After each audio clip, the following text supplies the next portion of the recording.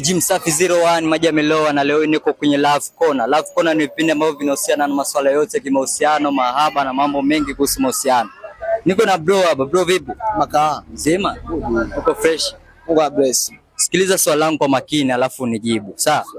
Swali langu linasema hivi, nataka uwape ushauri wale vijana wa kiume ambao wanapenda sana kupeleka ulimi wao kwenye sehemu za siri kwa wanawake. Wakati pale daktari akitaka kumfanyia matibabu yule msichana, ni lazima avae gloves. Wewe unaona ni sahihi? Amna, sio sahihi. Kwa wavulana ni kwamba kwenye mapenzi, kama daktari anapotaka kupeleka mkono wake sehemu za siri kwa mwanamke, anatumia gloves. Na sisi wanaume tunapotaka kupeleka ulimi wetu kwa wanawake, inabidi tuvae nini? Condom. Kwa na shauri vijana wenzangu, katika pale kwenye kupeleka ulimi kwa mwanamke, inabidi uvae condom.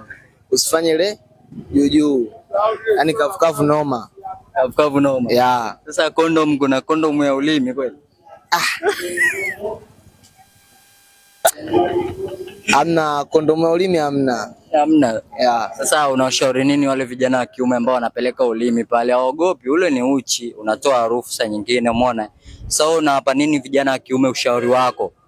Ni hiyo tabia ni nzuri wanapopeleka ulimi pale, wakati daktari mwenyewe anaogopa mpaka avae gloves. Tabia sio nzuri kwa sababu na chingine kinachochangia pale utakapopeleka ulimi wako kwenye sehemu za siri za mwanamke, una magonjwa mengi. Ujue ana magonjwa gani?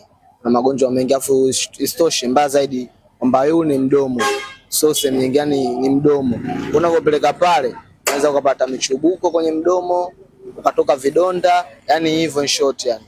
Ni sio vizuri. Sio vizuri. Yeah. Sawa, nataka pia, sijajua kwako, hivi ushajaribu hicho kitu? Hapana, sijajaribu na sitokuja kuwahi kujaribu kufanya. Sawa, naona vijana wanasema hivi ndo, yani ndo nafanya labda kumridhisha mwanamke wako ambao labda uko naye. Na wanawake wanapenda hicho kitu.